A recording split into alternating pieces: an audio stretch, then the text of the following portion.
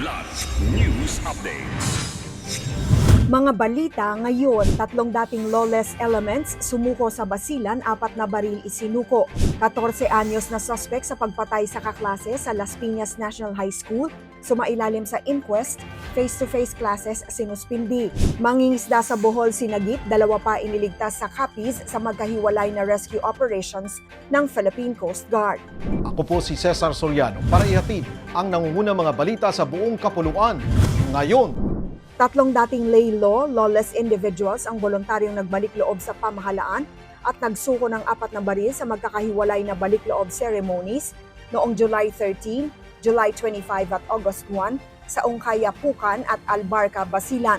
Pinangunahan ng 45th Infantry Gallant Battalion ng Philippine Army, katuwang ang mga municipal local government unit, ang mga seremonya bilang bahagi ng pinalakas na kampanya para sa kapayapaan at reintegrasyon. Nangako ang dating lawless elements na tatalikuran na ang karahasan at susuportahan ang mga programa ng pamahalaan para sa kapayapaan at kaunlaran. Ayon sa militar, patunay ang kanilang pagsuko sa lumalakas na tiwala ng komunidad sa mga peace and security initiative ng gobyerno sa Basilan. Sumailalim sa inquest proceedings para sa kasong murder ang 14 anyos na Child in Conflict with the Law o CICL na umano'y sumaksak at pumatay sa kanyang 13 anyos na kaklase sa loob ng Las Piñas National High School noong July 31. Ayon sa Las Piñas City Police Station, nasa kustodiya na siya ng Bahay Pag-asa matapos irekomenda ng piskalya ang pagsasampa ng kaso. Lumalabas sa investigasyon na nagsimula ang alitan dahil sa 10 pisong sukli sa ipinabili umanong tubig bago nauwi sa pananaksak gamit ang pocket knife na binili online.